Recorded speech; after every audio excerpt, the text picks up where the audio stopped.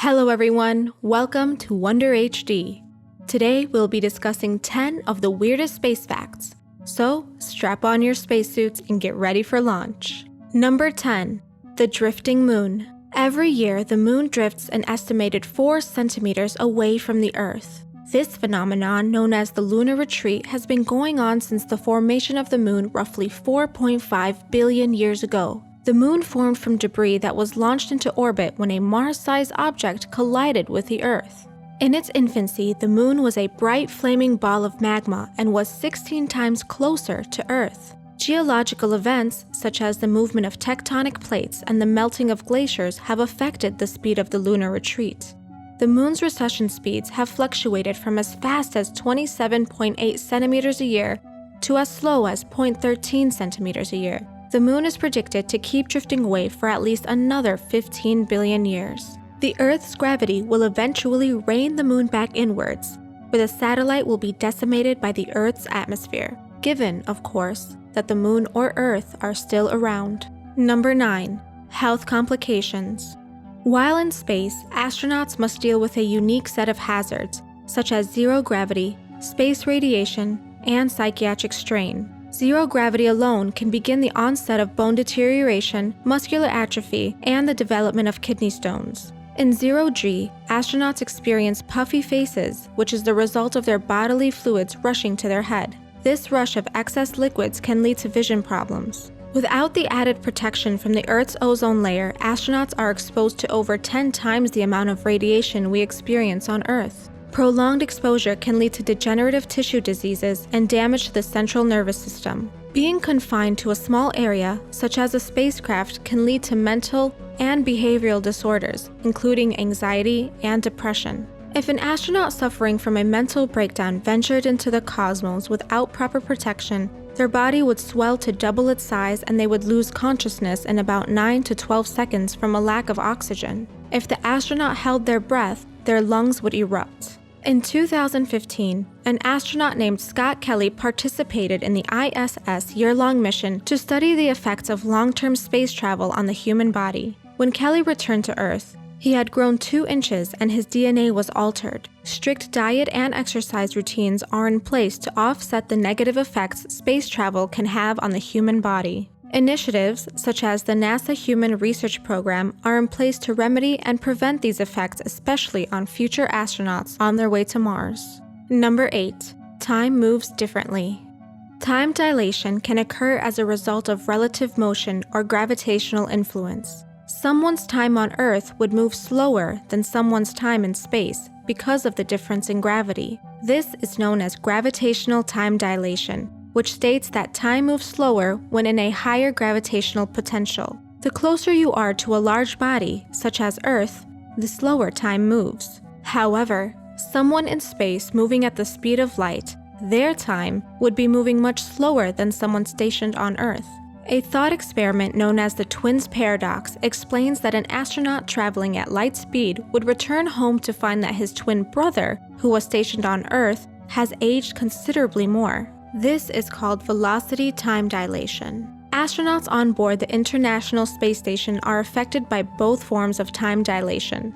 However, the ISS is moving so fast that velocity time dilation has a greater effect, meaning that time on board the space station is moving a bit slower relative to someone on Earth. Time dilation can happen on Earth as well, albeit at a very minuscule scale. For example, someone that lives on top of a mountain will age faster than someone that lives at sea level. Number 7. Water can start fires. Water becomes supercritical when it is heated above its critical temperature and compressed above its critical pressure. The term supercritical is used when a substance is in a state between liquid and gas. A supercritical substance displays properties of liquid-like densities and gas-like viscosities. When supercritical water meets an organic material, a burning chemical reaction takes place. However, this form of burning produces no flames. Astronauts and the US Navy often use this process to purify waste streams on board their respective vessels. Supercritical CO2 is the most widely used critical fluid and has many applications. It's used to remove caffeine from coffee beans, for extracting hops for beer production, and can be used in the dry cleaning industry as a green alternative to other solvents. Supercritical fluids are also used in more advanced fields such as pharmaceuticals and nanotech. Interestingly, the atmosphere on Venus is a supercritical carbon dioxide fluid. Number 6. Cold welding. On Earth, heat is needed to weld metals together. In the vacuum of space, however, two types of similar metals can strongly adhere if brought together without the need of a liquid or molten phase. This process is known as cold welding.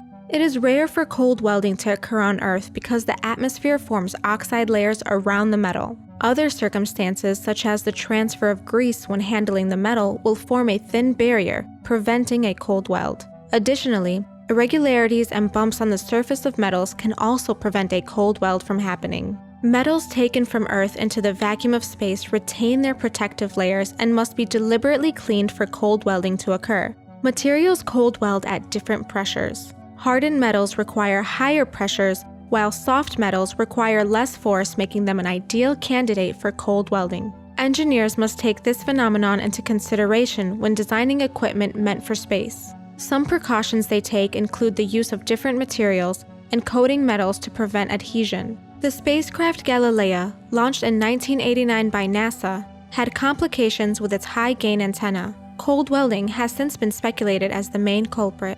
Number 5. Solar winds.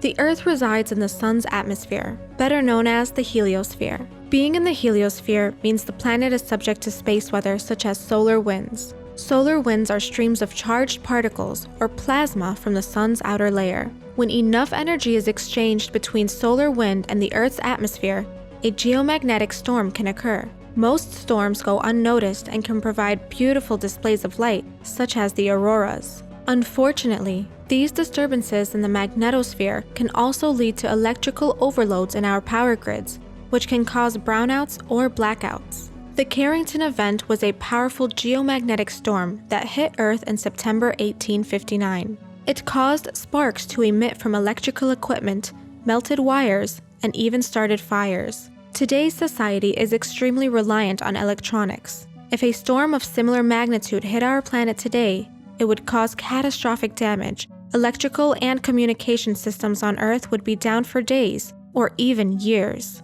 It is estimated a storm that intense would cost the world over $800 billion in damage. Number 4. Space rocks. 80 to 100 tons of space debris hits the Earth's atmosphere every day. This small debris, usually the size of a pebble, is known as a meteoroid. When a meteoroid crosses into the atmosphere, it evaporates, causing a flash of light known as a meteor. If a meteoroid isn't totally evaporated and reaches the Earth's surface, it is called a meteorite. Most meteoroids originate from the asteroid belt. The gravity between Jupiter and Mars makes a stable orbit of asteroids, even though some rocks are occasionally ejected from orbit and flung into our atmosphere. Asteroids are rock bodies larger than a meteoroid but smaller than a planet. Asteroids similar in size to the one that exploded in the mountains over Russia in 2013, injuring 1,000 people, will hit on average every 50 years. Large asteroids capable of leveling cities, like the one that hit Siberia in 1908, taking out a forest the size of Los Angeles, is estimated to happen once or twice every 1,000 years. A massive asteroid capable of wiping out humanity and civilization as we know it, such as the one that wiped out the dinosaurs, is said to happen on average every 100 million years, or a 1 in 50,000 chance to happen every century. Asteroids can strike Earth without warning. Even with detection systems in place, there isn't much we could do to prevent and stop them. Number 3. The Great Attractor and Dark Flow. Galaxies exist in clusters. The Milky Way is part of the Laniakea supercluster, which is made up of 100,000 other galaxies. The zone of avoidance, an obscure area located in Laniakea, is home to a massive gravitational irregularity known as the Great Attractor. The Great Attractor is said to have the mass of 4 quadrillion suns. Its gravitational pull is so immense that it is pulling every galaxy in Laniakea towards it. Due to the Great Attractor's pull, the Milky Way is on a collision course with its cannibalistic neighbor, a galaxy known as Andromeda. The Milky Way itself has devoured galaxies, However, the size and complexity of Andromeda's stellar halo suggest it has devoured far more galaxies. Andromeda has a history of eating other smaller galaxies. It was previously thought that Andromeda was much larger in mass than the Milky Way, but it has recently been discovered the two are roughly the same mass, meaning that instead of either one being devoured, it will be more of a galactic merger. There is an even stronger unknown force in the cosmos called the dark flow. This force is so tremendous that it is pulling whole galaxy clusters, including the Laniakea and its great attractor, in a common direction. Astronomers theorize the force pulling this matter must be outside the observable universe. Some suggest that dark flow is proof of another universe's existence. Dark flow hasn't been proven and is only a theory, at least for now. Number 2. Black holes. There is a supermassive black hole in the middle of our galaxy known as Sagittarius A. It is about 4 million times the mass of the Sun and about 15 million miles in diameter. In 2019, astronomers discovered that the black hole devoured a double-star solar system, eating one of the stars and slingshotting the other off course at hyperspeeds. The Earth is about 26,000 light-years away from Sagittarius A and won't be devoured for at least a couple billion years, unless something catastrophic happens. A galaxy known as LMC, or Large Magnetic Cloud, is on track to smash into the Milky Way, possibly awakening Sagittarius A or sending it rogue. Rogue black holes wander through the cosmos, devouring everything in their path. A rogue black hole the size of Jupiter is currently and violently devouring part of our galaxy. Science estimate there could be 2 to 3 more black holes near the center of the Milky Way. If you are unlucky enough to get sucked in by a black hole, you would immediately get stretched like spaghetti, but to anyone witnessing this, you would appear as a still image that slowly begins to fade red until you completely fade away. Number 1. The Big Rip. The Big Bang is the theory on how the universe was formed. The Big Rip, the Big Freeze, and the Big Crunch are theories on how the universe will end. The Big Rip is a theoretical explosion in which the universe tears itself apart. Dark energy, which makes up about 68% of the universe's mass, is the driving force behind the increasing expansion of the universe. According to the Big Rip theory, based on this rapid and accelerating expansion, the universe will eventually reach its top expansion speed of infinity, at which point dark energy will overtake the forces of attraction, such as gravity, essentially ripping everything from galaxies to atoms apart. The Big Freeze theory speculates that the universe will expand too much, using up all its supplies of gas and thermodynamic free energy, thus halting the creation of stars, resulting in a freezing universe, too cold to support life. The only remnants would be dead planets and black holes. The theory of the Big Crunch is essentially the Big Bang in reverse. The theory suggests gravity will take over as the dominant force in the universe, at which point the universe will begin to shrink on itself, imploding into a singularity, followed by another Big Bang, creating a big loop. Scientists in Denmark believe the Big Crunch has already begun. Which fact amazed you the most?